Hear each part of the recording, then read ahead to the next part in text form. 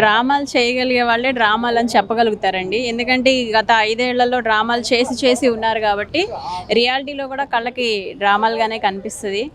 ఇప్పుడు మహిళలను కూడా వదలకుండా ఈ విధంగా మరి ఒక ఉన్నత స్థాయిలో ఉన్న మహిళ మీదే ఈ విధంగా విరుచుకుపడుతున్నారు. అంటే ఇక సాధారణ మహిళలకి రక్షణ ఎక్కడుందండి? ఒక రకంగా చెప్పాలంటే ఆంధ్రప్రదేశ్లో మహిళలకి రక్షణ కరువైందనే చెప్పుకోవచ్చు. ఎందుకంటే ప్రతిసారి నిరూపిస్తూ ఉన్నారు.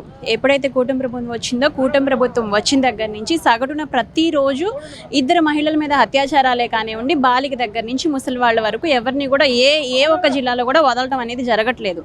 అయితే పోలీసులు ఏం చేస్తున్నారా అంటే ఎంతసేపు రెడ్ బుక్ రాజ్యాంగాన్ని అమలుపరచడమే తప్ప ఏదన్నా కంప్లైంట్ వస్తే అది అదృశ్యమైన కంప్లైంట్ వస్తే ఆ పాప కానీ ఆ మహిళ కానీ వేరే చోట చనిపోయి శవమై కనిపించేదాకా కూడా పోలీస్ డిపార్ట్మెంట్ అనేది మరి రెడ్ బుక్ రాజ్యాంగంలో నిమగ్నమై ఉంటున్నారు. కానీ మహిళల గురించి వాళ్ళ రక్షణ గురించి అనేది ఏమాత్రం కూడా పట్టించుకోవడం లేదు. మరి మన డిప్యూటీ సీఎం గారు అయితేనే కావచ్చు, మరి హోమ్ మినిస్టర్ గారు అయితేనే కావచ్చు, మరి సీఎం గారు అయితేనే కావచ్చు, మరి ఆ జగన్ అన్న పరిపాలనలో దిశ చట్టంతో చాలా మంచిగా లేడీస్కి రక్షణ అనేది ఇచ్చారు. దాదాపుగా 16,000 మంది పైచిలుకు ఆడపిల్లల్ని ఆపదలో పడిన ఆడపిల్లల్ని వితిన్ మినిట్స్లో మరి దిశ యాప్ యూజ్ చేసి పోలీసులే వాళ్ళని రక్షించి ఏమీ జరగకుండా ఇళ్ళ దగ్గర సేఫ్గా వదిలిపెట్టిన ఘటనలు మనం వేలల్లో చూసాము. మరి ఈరోజు ఎలా ఉందంటే పేరెంట్సే వెళ్ళి కంప్లైంట్ ఇచ్చినా పోలీసులు పట్టించుకోని పరిస్థితి. ఎందుకంటే వాళ్ళకి చేయాల్సిన అవసరం లేదు. కేవలం వాళ్ళు రెడ్ బుక్ రాజ్యాంగం ఇలా అరెస్టులు, టీడీపీ వాళ్ళు ఏం చెప్తే వైసీపీ వాళ్ళని, వైసీపీ నాయకుల్ని, కార్యకర్తల్ని వీళ్ళందరినీ అరెస్ట్ చేయడంలోనే మాత్రమే నిమగ్నమై ఉన్నారు. మరి ఇవన్నీ కూడా జనాలు అబ్జర్వ్ చేస్తున్నారు. తొందరగా మరి 1 ఇయర్ చాలా తొందరగా గడిచిపోయింది. మళ్ళీ ఇంకొక 3-4 ఏళ్లలో జగన్మోహన్ రెడ్డి గారు సీఎం పీఠాన్ని అవగాహించాలి. అలాగే మరి మహిళలందరికీ కూడా మళ్ళీ సురక్షితంగా ఉంటారని చెప్పి అందరూ భావిస్తూ ఉన్నారు. ఎందుకంటే మొన్న చూసాం మనం ఈ కాకినాడ జీజీహెచ్లో కానీ 50 మంది పారామెడికల్ స్టూడెంట్స్ మరి విపరీతమైన లైంగిక వేధింపులకు గురయ్యారు. అలాగే 4-5 రోజుల క్రితం ఇక్కడ మన విజయవాడ గవర్నమెంట్ హాస్పిటల్ దగ్గర కనీసం డాక్టర్స్ అని కూడా చూడకుండా జుట్టు పట్టుకొని రోడ్డు మీద ఈడ్చిన సంగతి. ఇవన్నీ జగన్మోహన్ రెడ్డి గారు సహించరు కదా, కనీసం ఒప్పుకోరు ఇట్లాంటివి. మరి ఇప్పుడున్న మరి సీఎం గారు, డీసీఎం గారు ఇవన్నీ ఇష్టమేమో వాళ్ళకి, ఇలాంటి పబ్లిసిటీ స్టంట్స్ అంటే ఇష్టమేమో. జనాలను భయభ్రాంతులు చేసి ఎవరు కూడా ప్రశ్నించడానికి వీల్లేదు అన్నట్టుగా చేస్తూ ఉన్నారు. మరి దేవుడి దయ వల్ల తొందరగా ఈ 4 ఏళ్ళు గడిచిపోతే చాలా అనుకుంటున్నాం. వాళ్ళ క్రియేటివ్ డ్రామాలు ఆడి వాళ్ళకి డ్రామాలాగా కనబడుతుందండి.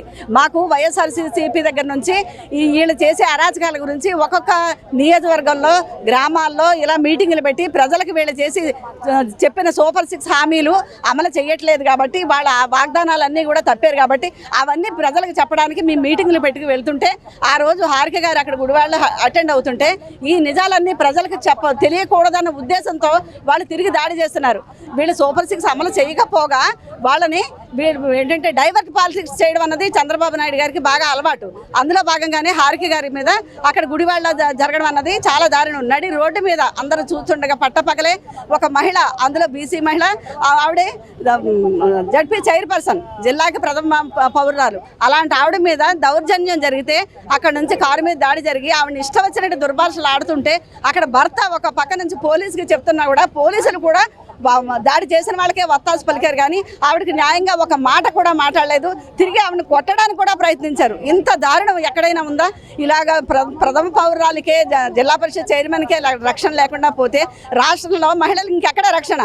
ఈ సంవత్సర కాలంలో చూస్తుంటే చేసిన అరాచకాలు వీళ్ళకి ఎక్కడ సంక్షేమం, పరిపాలన ఎక్కడ కనబడలేదు. కానీ వైఎస్ఆర్సీపీ శ్రేణుల మీద కక్ష తీర్చుకోవడం, కేసులు పెట్టడం, తర్వాత ఎక్కడ చూసినా అత్యాచారాలు ఇవే జరుగుతున్నాయి ఇప్పటి వరకు. ఎందుకు ఒళ్ళు దగ్గర పెట్టుకుని మాట్లాడారు? ఆవిడలాగా ఒళ్ళు మరిచి ఎవరు ప్రవర్తించలేదండి. మా వాళ్ళు గవర్నమెంట్లో ఉన్నా, మా వైఎస్ఆర్సీపీ గవర్నమెంట్లో ఉన్నా ఎవరినైనా చంద్రబాబు నాయుడు గారు లేకపోతే వీళ్ళు హోమ్ మినిస్టర్ ఆవిడ ప్రతిపక్షంలో ఉన్న అనిత గారు అనే మేము మాట్లాడే మనిషి ఆవిడని కూడా. కానీ ఈరోజు ఆవిడ మాట్లాడుతుంది నిన్నటి వరకు సీఎం గారు చేసిన జగన్మోహన్ రెడ్డిని పులివెందుల ఎమ్మెల్యే అని మాట్లాడుతుంది. మొన్నటిదాకా ప్రతిపక్షంలో ఉన్న చంద్రబాబు నాయుడు ఎక్కడ కుప్పం ఎమ్మెల్యే కాదా? అలాంటి మాటలు మేము ఎప్పుడైనా మాట్లాడామా? ఎప్పుడు గౌరవంగా మా నాయకుడు ఎప్పుడు గౌరవంగా ఉంటారు, మాకు గౌరవం నేర్పారు కాబట్టి మేమందరం గౌరవంగా ఉన్నాం. మేము కాదు ఒళ్ళు దగ్గర పెట్టుకొని మాట్లాడేసింది, హోమ్ మినిస్టర్ గారే ఒళ్ళు దగ్గర పెట్టుకుని మాట్లాడాలి. ఈ పదవి శాశ్వతం అనుకోకండి. ఈ సంవత్సర కాలంలో మీరు చేసిన అరాచక పాలనకి ప్రజలందరూ బుద్ధి చెప్పడానికి ముందుగా రెడీగా ఉన్నారు. ఈ అరాచక పాలన అంతా సంవత్సరంలోనే మీకు అయిపోయింది. ఈ 3 సంవత్సరాలు మీకు గట్టెక్కితే తర్వాత మీకు ఉన్న భవిష్యత్తు లేదు. మీరు ఒళ్ళు దగ్గర పెట్టుకుని ఉండండి, వైసీపీ వాళ్ళు కాదు.